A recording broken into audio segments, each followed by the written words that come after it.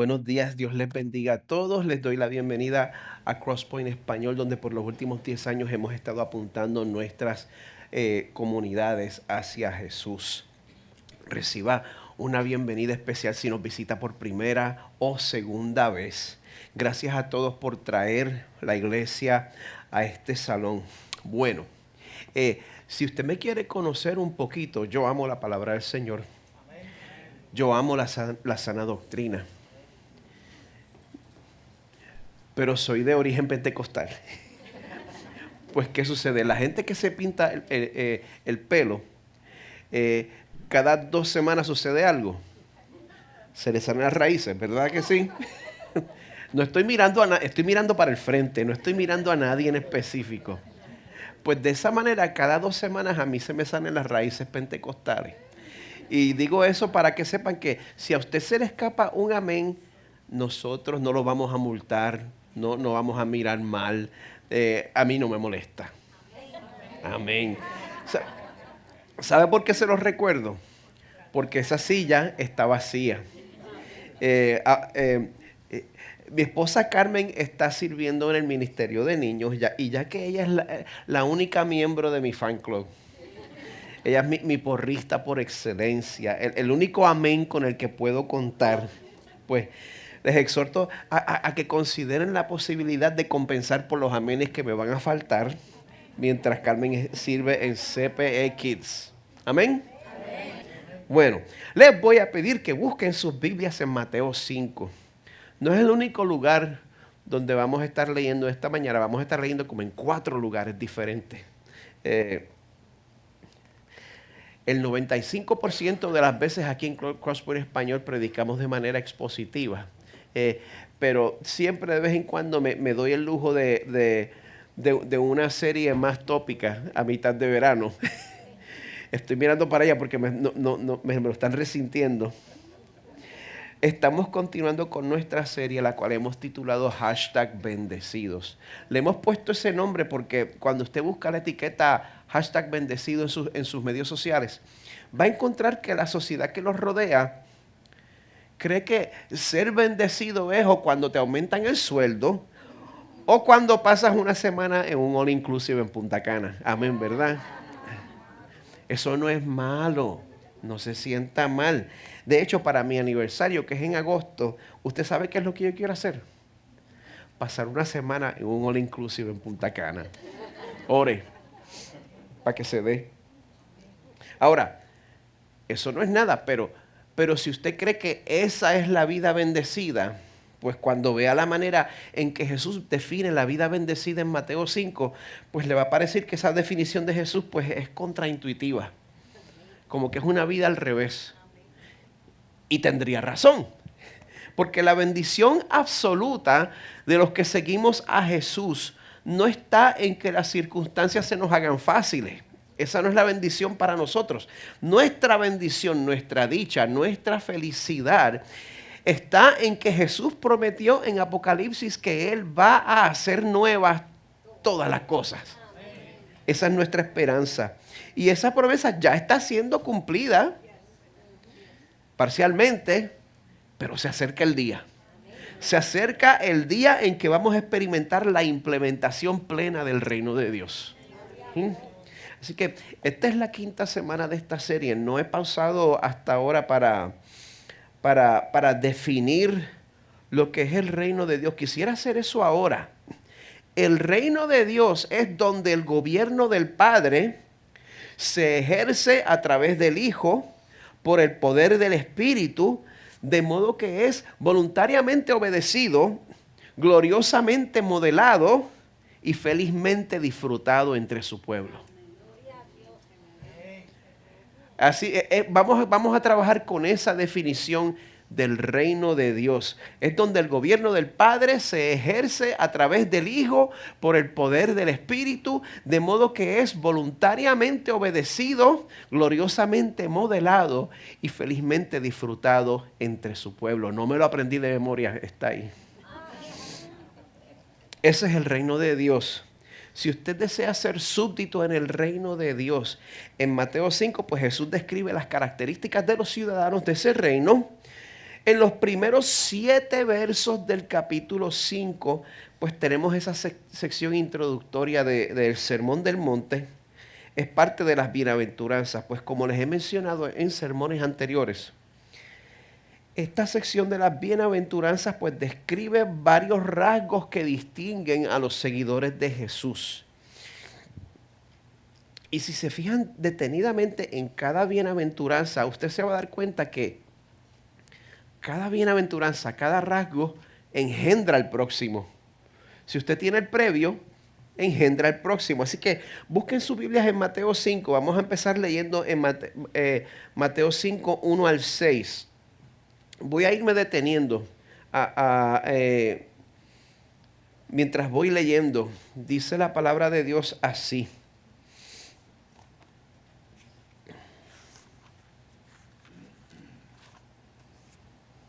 Cuando Jesús vio a las multitudes, subió al monte y después de sentarse sus discípulos se acercaron a él y abriendo su boca les enseñaba diciendo: bienaventurados los pobres en espíritu, pues de ellos es el reino de los cielos.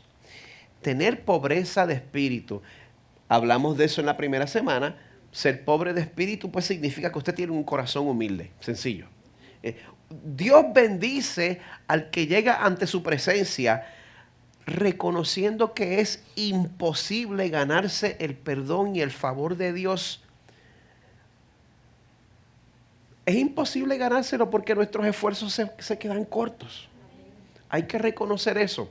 Eso es pobreza de espíritu. Pues es una situación triste. El hecho de que yo no puedo obedecer a Dios como Él pide que yo lo haga. Pues esa realidad debe tener un efecto sobre nosotros. Y pues aunque es bueno reconocer que somos pecadores, cuando nosotros hacemos conciencia de esa realidad, pues nosotros no lo vemos como razón de orgullo, ¿verdad? Es una razón de tristeza, de lamento. Pero Jesús dice en el verso 4, bienaventurados los que lloran, pues ellos serán consolados. O sea, el que reconoce su pecado y también lo lamenta. Porque en estos días, bajo el pretexto de ser auténtico, pues nosotros como que admitimos nuestros pecados y nuestros defectos, pero no buscamos someternos al Señor. Tenemos que admitir nuestro pecado, pero también lo tenemos que lamentar. ¿Están conmigo? Así que, pues el que reconoce su pecado y lo lamenta, recibe el mejor consuelo posible, recibe a Jesús. Pues cuando nosotros conocemos a nuestro Salvador y nos damos cuenta de que Él es Dios sobre todas las cosas, de que todo el universo le pertenece, entonces eso nos enseña a poner a un lado esa ansiedad que tenemos para controlar. La ansiedad que tenemos, las ansias que tenemos de dominar a los demás. Y entonces la frase, Señor, hágase tu voluntad, se vuelve cada día más parte de nuestro lenguaje, ¿verdad? Pues cuando nosotros aprendemos a esperar en el Señor, Él nos recompensa y nos promete en el verso 5, bienaventurados los humildes, o como dice la Reina Valera, los mansos, pues ellos heredarán la tierra. Y bueno, como aprendimos el domingo pasado, esto nos convierte en personas que, más que su propia conveniencia, desean el bien. No solo su propio bien, sino desean el bien en general. Y la buena noticia de Jesús para ese tipo de persona en el verso 6 es: bienaventurados los que tienen hambre y sed de justicia, pues ellos serán saciados. Pues cuando el Señor nos transforma para que seamos personas que tienen hambre y sed de justicia, pues ese deseo por justicia nos lleva a vivir vidas de justicia, vidas de rectitud. Así que tanto hoy como los próximos 2 domingos vamos a estar cubriendo las bienaventuranzas que describen lo que son esa vida de justicia. ¿Cómo es la vida de justicia? ¿Cómo es la vida de rectitud? Pues característica número 1 se encuentra en Mateo 5:7. Bienaventurados los misericordiosos, pues ellos recibirán misericordia. Eso es una manera de vivir una vida justa, mostrando misericordia. Amén. Pues les invito a que oremos juntos.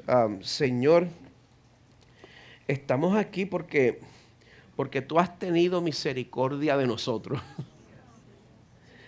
Como dice tu palabra, nos salvaste no por las obras de justicia que nosotros hubiéramos hecho, sino conforme a tu misericordia. Por medio del lavamiento de la regeneración y la renovación por el Espíritu Santo que derramaste sobre nosotros abundantemente por medio de Jesucristo nuestro Salvador. Esa es la razón por la cual todos estamos aquí. Así que, Señor, te rogamos que como pueblo tuyo, Señor, nosotros reflejemos esa misericordia al mundo que nos rodea. Pedimos que tu Espíritu nos ayude a discernir la mejor manera de nosotros mostrar esa misericordia a quien la necesita. Pedimos esto en el nombre de nuestro Salvador Jesús. Amén. Durante el tiempo en que mi esposa Carmen y yo vivimos en el área de Washington, D.C., eso fue ya hace bastante tiempo. Durante ese tiempo, una figura pública tuvo un escándalo. No quiero dar los detalles, no quiero decir a quién me refiero porque los detalles son bastante desagradables y no son aptos para todos en el público. Pero algo que no se me olvida es que cuando este hombre tuvo que hacer una deposición para la investigación del escándalo, pues este hombre, como era abogado de profesión, él trató como mejor pudo de zafarse del interrogatorio. Y cuando le preguntan si él había estado envuelto en una relación inapropiada, la mejor traducción es, él responde, él depende de cómo definas la palabra haber.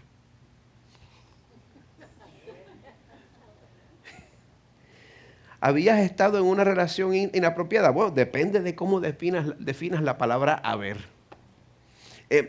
Pues a pesar de todas las acrobacias semánticas, esta persona pues eventualmente tuvo que admitir su culpa y tuvo que pagar el precio.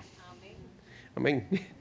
Pero esa situación me recuerda a mí que cuando nosotros estamos hablando de un tema importante, necesitamos clarificar todos los términos que vamos a usar para que nadie se confunda. Hay que hablar con claridad. Y ya que esta mañana nos toca tratar el tema de la misericordia, pues todos debemos tener la misma definición de lo que es misericordia, porque la definición de nosotros puede variar un poquito o puede variar bastante.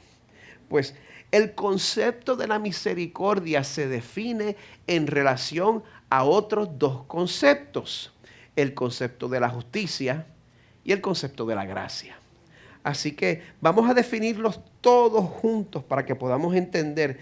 Así que les voy a pedir que presten atención a la pantalla. Número 1, tenemos el concepto de justicia. ¿Cuántas veces la pedimos? Señor, dame justicia. Justicia significa, se da justicia cuando recibimos lo merecido, ya sea favor o castigo. Así que tenga cuidado pidiendo justicia, ¿verdad? No sea que se la den. Si una persona es víctima de un crimen, se hace justicia cuando se captura al criminal y se le administra una pena que corresponde a su ofensa. Eso es justicia. Pues en términos teológicos, la Biblia dice en Romanos 6 que la paga del pecado es muerte. Y también dice en Romanos 3 que de nacimiento, de fábrica, todos pecaron y están destituidos de la gloria de Dios. Esto le aplica a usted y le aplica a sus bebés. Todos pecaron y están destituidos de la gloria de Dios. Así que si Dios fuera a tratar con nosotros con justicia, pues lo correcto sería que todos fuéramos condenados a una eternidad bajo su ira justificada. Eso es justicia. En segundo lugar, tenemos el concepto de la gracia. La gracia es cuando nosotros recibimos un favor inmerecido. Imagínese una vez más que usted es víctima de un crimen, atrapan al criminal, entonces el sistema, en vez de castigarlo, le da una recompensa de $1,000,000. Eso es recibir gracia. En la Biblia, a pesar de que toda la humanidad ha pecado, Dios muestra gracia en muchas ocasiones. En Génesis, Dios decide proteger la vida de Caín a pesar de que él fue el primer asesino. En Éxodo, Dios protege y provee para los israelitas en el desierto, pues a pesar de sus muchas desobediencias. Y hoy en día, Dios salvó y bendijo abundantemente a Miguel Medina Jr. a pesar de sus muchos pecados. El Señor sigue dando gracia. Pues por último tenemos el tema de hoy, misericordia. Misericordia es no recibir el castigo merecido. Una vez más, si usted es víctima de un crimen, atrapan al criminal, si ese criminal no es castigado, eso es misericordia. ¿Están conmigo? Amén. Pues mire, en 2 de Samuel 12, el profeta Natán confronta a David por su adulterio y por el asesinato que había cometido. Pues David admite su pecado, él lo confiesa instantáneamente. Natán le dice, Jehová ha remitido tu pecado, no morirás. Eso es misericordia. Así que bueno, ya que todos tenemos el mismo concepto de lo que es justicia, gracia y misericordia, pues tenemos una mejor idea de lo que Dios exige de nosotros. De hecho, Jesús dice en el Sermón del Monte que nosotros seremos bendecidos cuando, en vez de desquitarnos, absorbamos el mal que se cometa contra nosotros y rindamos el derecho a vengarnos del que ha pecado en contra nuestra. Eso es misericordia. Yo creo que solo tú entendiste. Esa mueca dice que entendiste. ¿Quién es el que muestra misericordia? La persona que en vez de desquitarse absorbe el mal que se comete contra él o ella y rinde el derecho a vengarse del que ha pecado en contra de él o ella. Y el Señor dice que la persona que vive de esa manera es bendecido. Su problema está con esta que está aquí.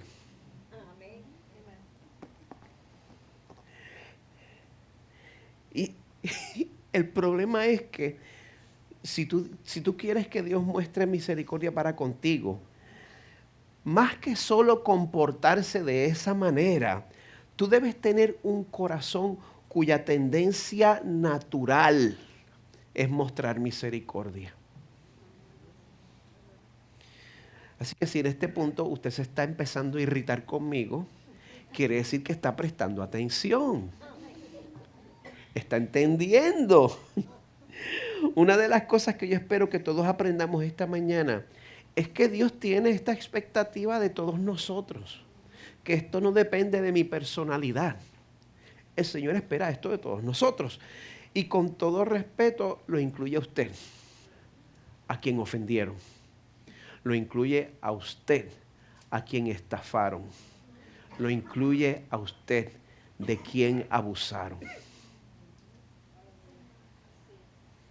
Pues por esa razón, yo tengo que añadir unas aclaraciones y unas salvedades importantes al concepto de la misericordia. Porque muchos grupos dentro de la iglesia enseñan un concepto erróneo de la misericordia, un concepto que pretende pasar por alto los abusos, los atropellos, especialmente cuando son cometidos por personas de influencia. Y entonces hacen sentir a la persona abusada como si el dolor de esa persona no fuera legítimo. Y como si Dios exigiera que los abusadores no recibieran justicia. Eso hay que aclararlo, amada iglesia. Eso está incorrecto porque la misericordia no excusa el mal. ¿Puede decir eso conmigo? Deme un momentito pentecostal. La misericordia no excusa el mal. La persona que quiere recibir perdón, número uno, tiene que reconocer la realidad y el dolor de la ofensa que ha cometido. Pero entonces, número dos, la persona que ha sido ofendida no niega la justicia, pero sí renuncia al derecho a la venganza personal. ¿A la venganza? Personal. Porque hay una gran diferencia entre la justicia y la venganza personal.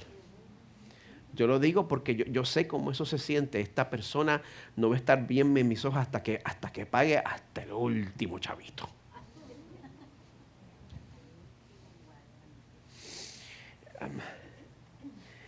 Es posible mostrar misericordia y mantener límites saludables a la misma vez. Es posible. Como pueden ver en pantalla, perdonar no necesariamente significa restablecer la confianza en el ofensor inmediatamente.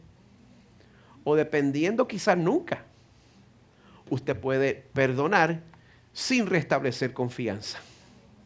Dependiendo de la actitud del ofensor. ¿Me están siguiendo, verdad? Perdonar no necesariamente significa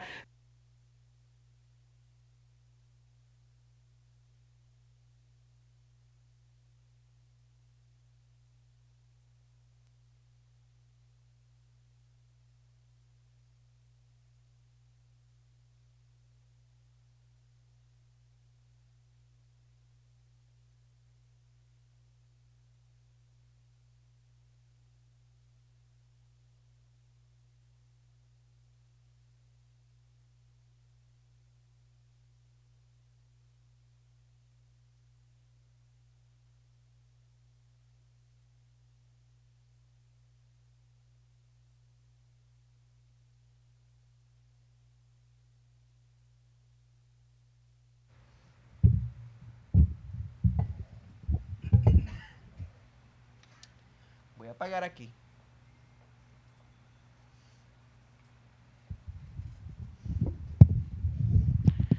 Perdóname, Minelia.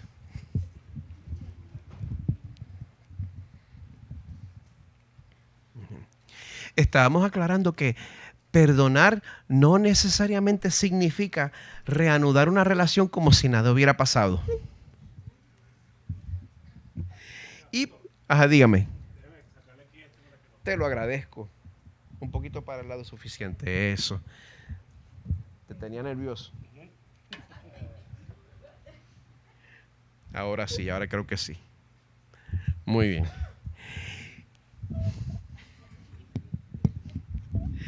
Alguien necesita crecer en humildad y siempre soy yo. Por último, perdonar no significa que vamos a proteger al ofensor de las consecuencias de sus acciones. Asuntos de abuso son blanco y negro. Especialmente aquí en los Estados Unidos, las acciones tienen consecuencias. Mire, yo soy pastor, pero también en mi posición tengo la obligación de reportar comportamiento criminal. Así que si usted de casualidad me confiesa que se le zafó la mano con su mujer, o algo peor, mire, nosotros vamos a orar. Vamos a confesar nuestras ofensas al Señor. Si su confesión es honesta y usted se refugia en Jesús como ministro del Evangelio, yo le voy a dar garantía de perdón divino. Pero cuando terminemos, yo voy a llamar a la policía y usted va para la cárcel. No se confunda.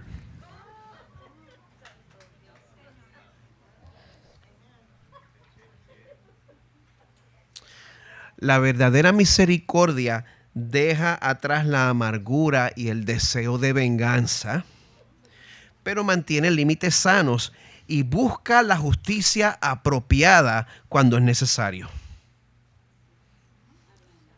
Un amén, gracias. Uno de ustedes le gusta la idea. Bueno, así que teniendo en mente estas salvedades, la Biblia habla extensivamente sobre la misericordia tanto en el Antiguo Testamento como en el Nuevo Testamento.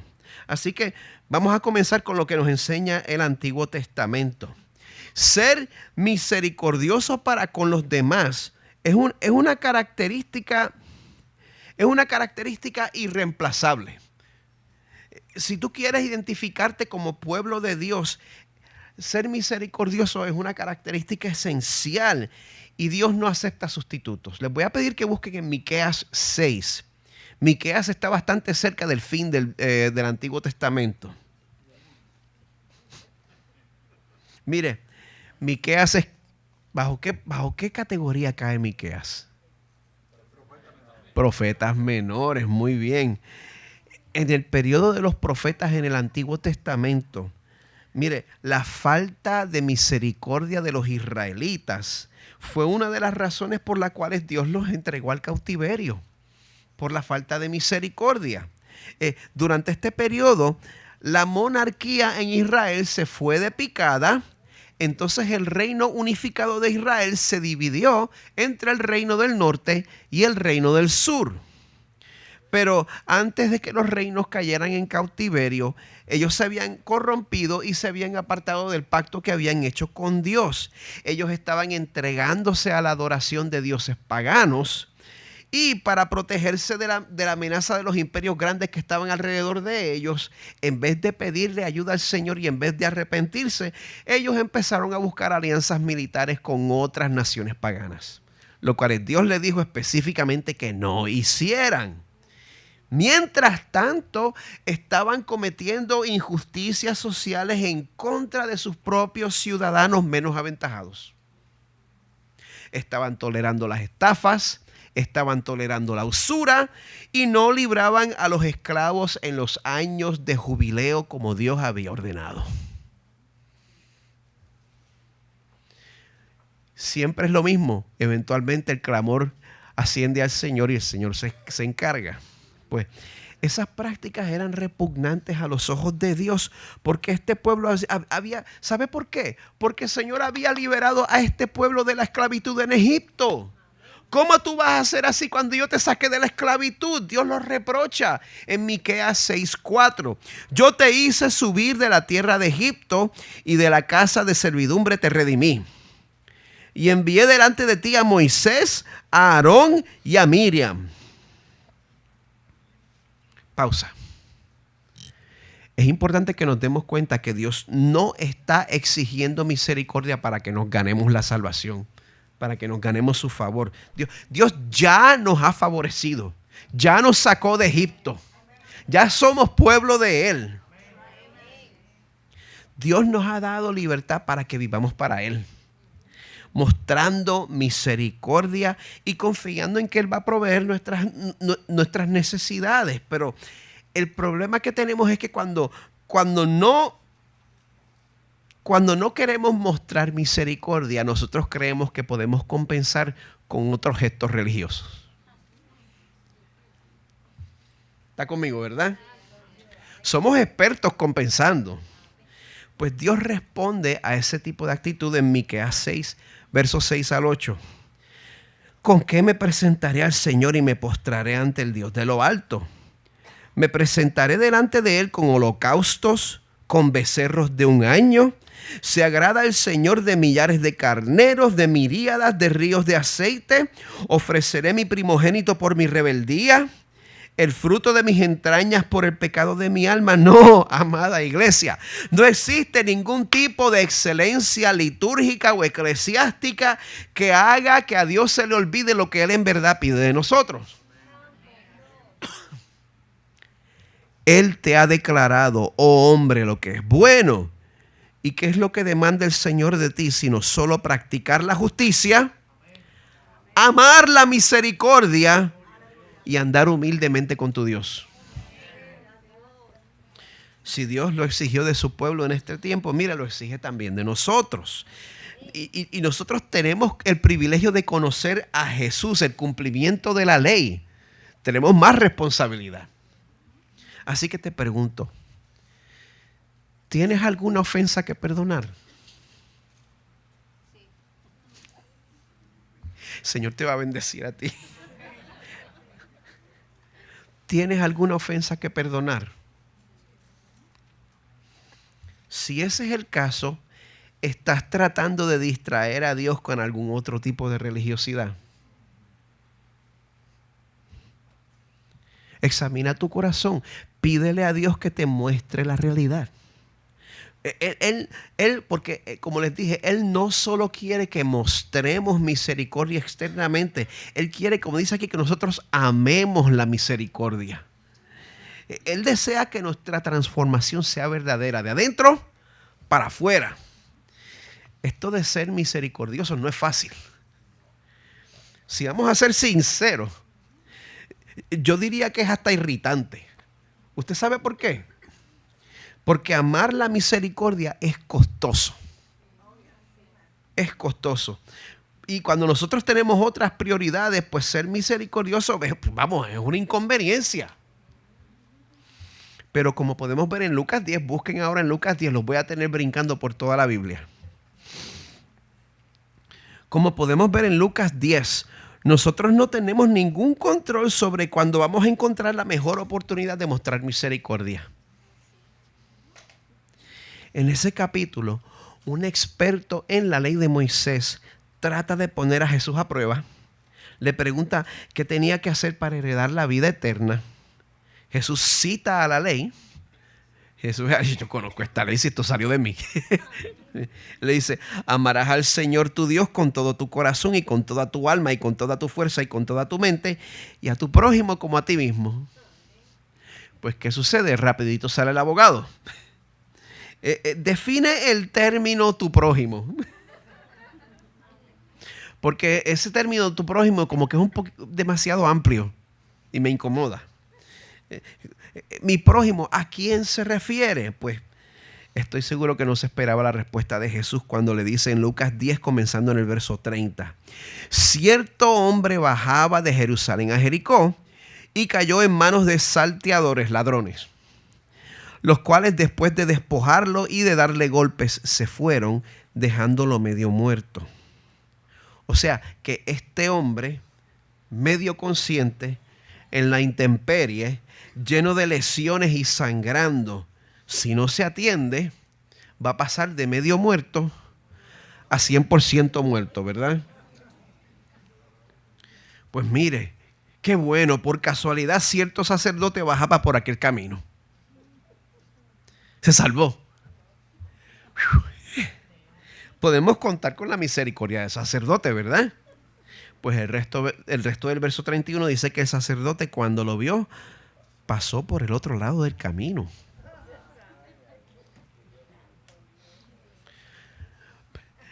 Pues la misma situación se repite con otro staff de la misma sinagoga. En el verso 32. Del mismo modo, también un levita, cuando llegó al lugar y lo vio, ¿qué hizo? Pasó por el otro lado del camino. Si fuéramos a usar los equivalentes de aquí, estamos hablando de este servidor y de Sebastián. El pastor y el líder de adoración, si vamos a pensar en los equivalentes. ¿Qué causa que estos hombres, el pastor y el líder de adoración, que conocían la ley de Dios, cerraran sus corazones a la misericordia? Mire, este pasaje no dice. Muchos comentaristas y muchos predicadores especulan en lo que yo creo que es un buen punto. Al tocar un hombre lleno de sangre, estos hombres iban a quedar ceremonialmente impuros. Yo no sé cuántos de ustedes conocen las leyes ceremoniales en el Antiguo Testamento. Si una persona que es ministro queda ceremonialmente impuro, no puede ministrar y para poder recuperar esa pureza ceremonial, la ley de Moisés establecía que tenían que pasar por un proceso minucioso, extenso e inconveniente. Por eso lo más fácil era hacerse de la vista larga. Yo los puedo criticar, pero más de una vez yo me he encontrado pensando, ay, tengo que visitar a fulano y me queda tanto sermón que completar.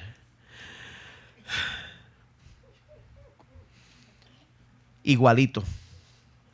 Crucé la calle y pasé de largo.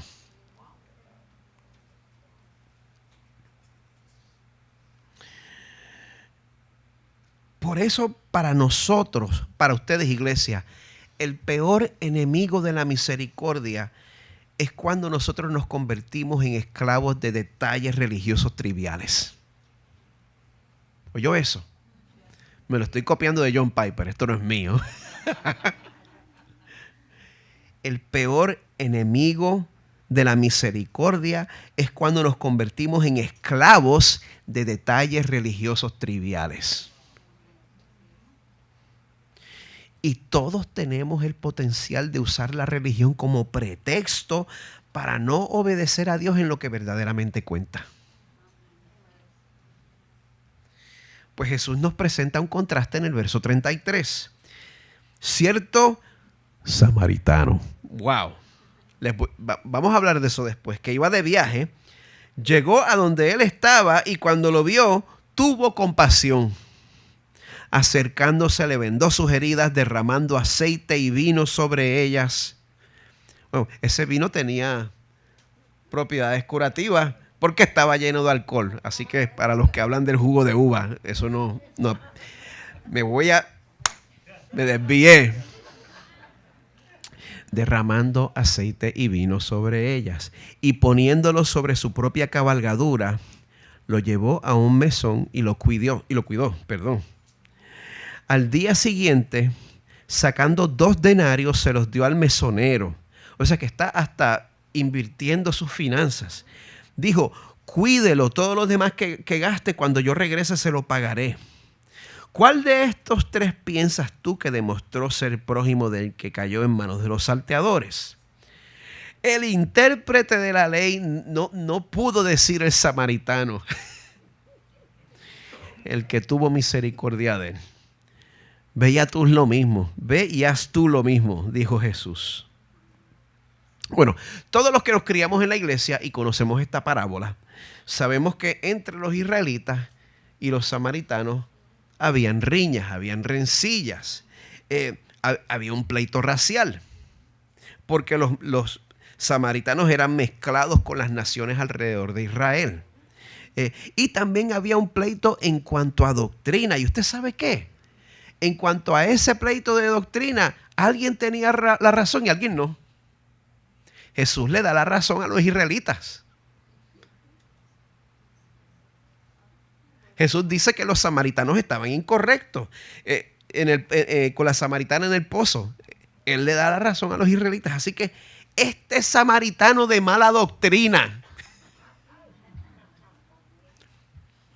mostró la misericordia que se supone que el sacerdote y el levita mostraran. No me malentiendan. No estoy diciendo que sacrifiquen la doctrina sana por causa de la misericordia. Eso es un falso dilema. Jesús mismo dice eso. No nos confundamos porque lo que yo quiero que usted sepa es que si nuestros corazones no están llenos de misericordia, la religiosidad de nuestros corazones no va a compensar por ese déficit. ¿Entendieron? Pero la sana doctrina y la misericordia son importantes. Jesús confronta a los líderes religiosos de su tiempo. Les dice en Mateo 23, ay de ustedes, escribas y fariseos, hipócritas que pagan el diezmo de la menta, del anís y del comino y han descuidado los preceptos más importantes de la ley, la justicia, la misericordia y la fidelidad. Estas son las cosas que debían haber hecho sin descuidar aquellas. Guías ciegos que escuelan el mosquito y se tragan el camello. O sea que tratan de compensar buscándole 5 patas al gato en cuanto a asuntos triviales de doctrina. Quizás engañamos a la gente con ese show religioso, pero a Dios no se le pasa. Una vez más, Dios no solo exige que hagamos obras de misericordia, Él exige que nuestros corazones sean misericordiosos. Necesitamos un cambio de naturaleza.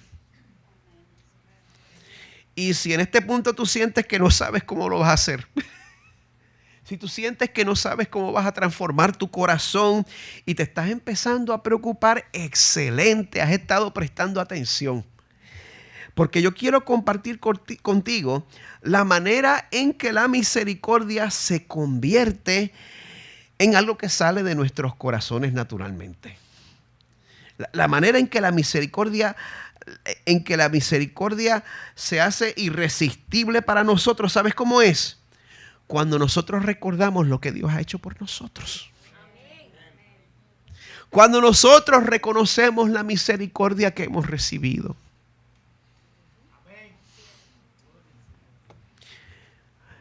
Está en Lucas 10, ¿verdad? 3 capítulos para atrás. Lucas 7. Uno de mis relatos favoritos nos muestra cómo la relación de Jesús con la élite religiosa de su tiempo se iba deteriorando. Aunque el tema es más amplio que eso. Lucas 7, 36 al 50. Dice que, curiosamente, uno de los fariseos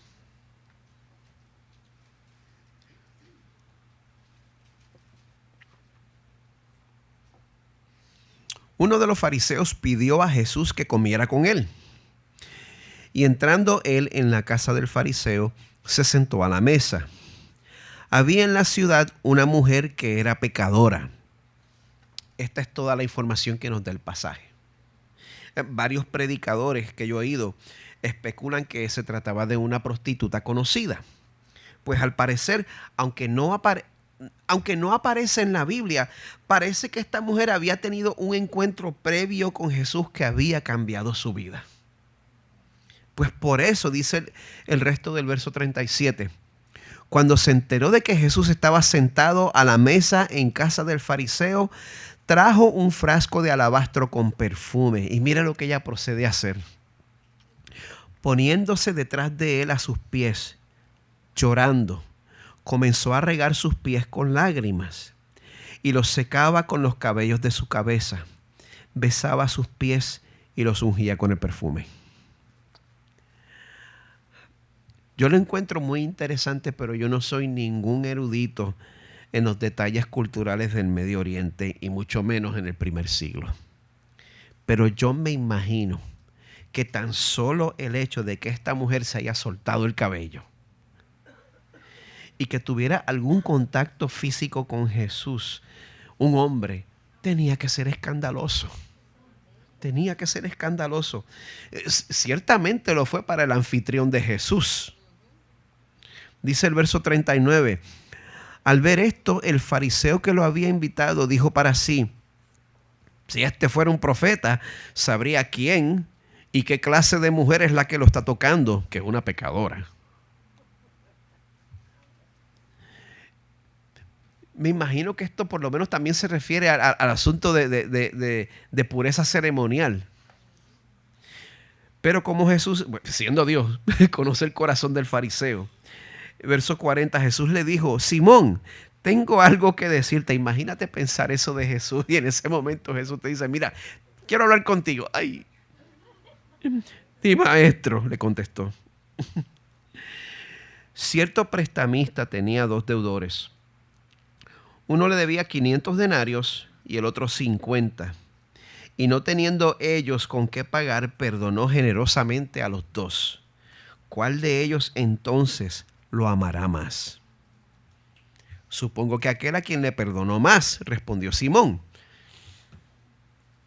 Jesús le dijo: has juzgado correctamente. Volviéndose hacia la mujer, le dijo a Simón: ¿ves esta mujer? Oiga esto. Yo entré a tu casa y no me diste agua para mis pies, pero ella ha regado mis pies con sus lágrimas y los ha secado con sus cabellos. No me diste beso, pero ella desde que entré no ha cesado de besar mis pies. No ungiste mi cabeza con aceite, pero ella ungió mis pies con perfume. Una vez más, No soy experto, pero mi percepción en cuanto a la cultura del Medio Oriente es que, mire, a la hora de mostrar hospitalidad no tienen comparación. Al parecer, un invitado en la casa podía esperar todos estos honores. Podía esperar este tipo de bienvenida. Y entonces la falta de esas cortesías de parte del fariseo sugieren que, bueno, a pesar de que Jesús era invitado, habían tensiones entre él y su anfitrión. ¿Entienden? Como que estas omisiones son difíciles de ignorar, en mi opinión. Pero esta mujer anónima rectificó la omisión del fariseo a pesar de las consecuencias sociales que eso conllevaba. Y ese gesto dejó algo claro. Jesús dice, por lo cual te digo que sus pecados, que son muchos, han sido perdonados porque amó mucho. ¿Cómo reacciona la persona a quien se les han perdonado muchos pecados? Ama mucho, ¿verdad que sí? Pero a quien poco se le perdona, poco ama. ¿Quiere decir eso que el fariseo tenía menos pecados que la mujer pecadora? Eso más bien se refiere a la conciencia que tenía el fariseo de su estatus como pecador. Y si hay algo que enfría nuestra relación con el Señor, es cuando nosotros creemos que el Señor no tiene tanto que perdonarme a mí como a fulano.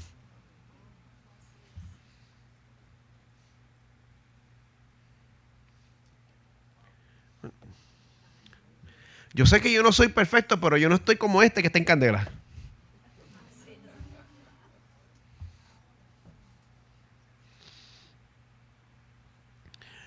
Una pregunta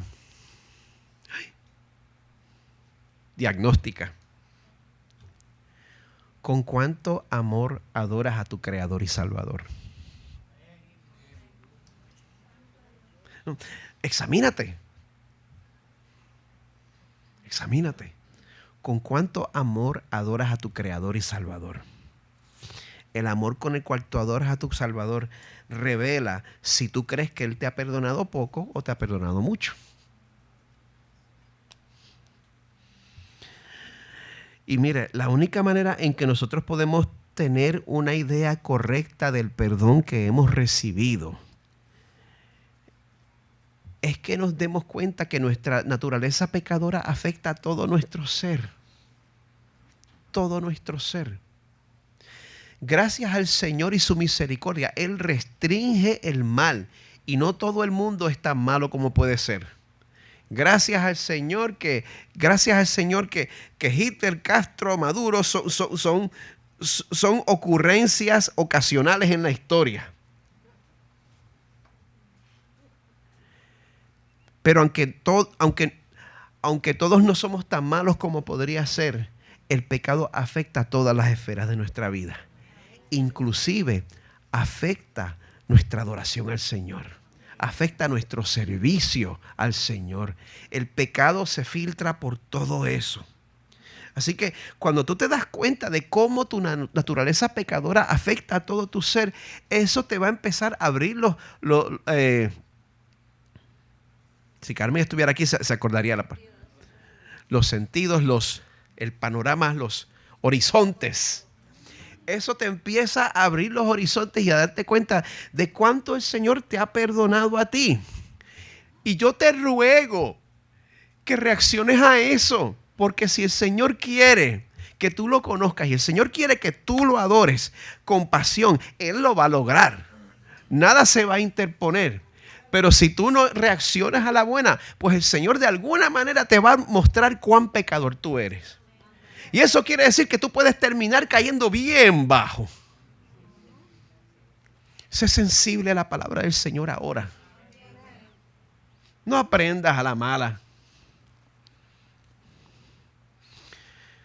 Y si en esta mañana te das cuenta de tu situación desesperada, yo quiero que sepas que la muerte de Jesús en la cruz cubren todos los pecados de los que se acercan a Él en fe. Todos, absolutamente todos. los pasados, los presentes y los futuros.